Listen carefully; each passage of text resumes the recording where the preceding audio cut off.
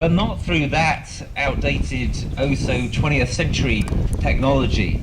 Look at this wind blowing through the trees here today. We've got that incredible sea over there with lots of waves and tides on it. In this part of the country, we have the most enormous, most humongous potential for renewable energy. And that's what can replace nuclear power, and it really can replace that. I'm just going to say a few words about that now. Before I get on to more detail about renewable energy, though, I want to say that, of course, the first priority, rather than renewable energy, has to be demand reduction.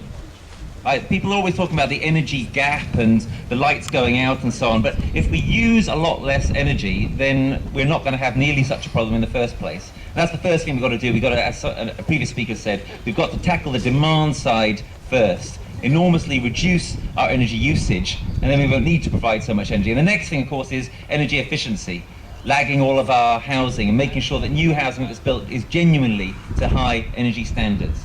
Then thirdly, get on to renewable energy. By the way, I don't think we should really call it renewable energy. I mean, you don't have to renew it. You don't have to renew the wind. The sun renews itself all the time. It's not renewable energy, it's free energy or endless energy, and all that we have to do is harness it.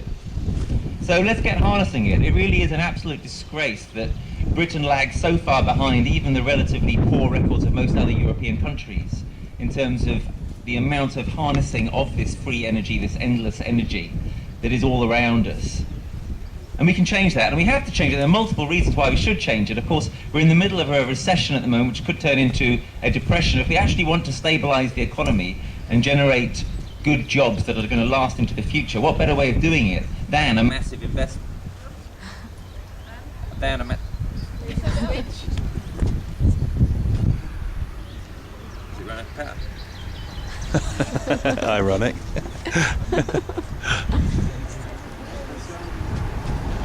Carry on without it. Yeah.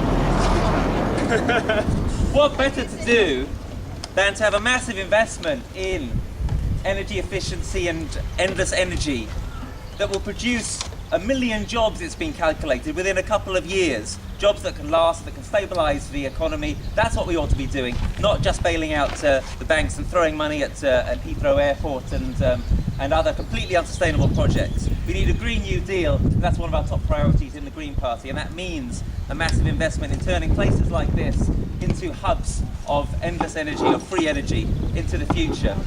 So, we're back with this thing. Yeah, so basically the key thing that we need to do is that rather than that. And of course, it's really important for us to challenge this absolute nonsense that's being bandied around by the nuclear industry and by the media that nuclear is in any way low carbon, let alone zero carbon. Whenever you hear that myth being peddled, please try to refute it. Please write a letter or speak back or whatever it takes. The crucial thing, as Pete said earlier, is that even though, of course, it's true that nuclear power doesn't generate carbon emissions in the actual process of nuclear fission, every other part of the process does, and that there is no way that we've got of dealing with the waste safely, right? So that amount of energy that we're going to need for that, the potential amount of carbon emissions that are going to go on that, is going to last indefinitely into the future. It is in fact highly probable that not only is nuclear power going to end up being extremely high carbon, but that it's actually going to be negative in terms of the net amount of energy that it produces for us. If you calculate in all the amount of energy that we're going to have to use for 250,000 years to guard this stuff, it's probably going to end up actually consuming more energy than it gives us. And this is beautifully argued in David Fleming's brilliant Lean Energy report, which you can get on the internet. I thoroughly recommend it.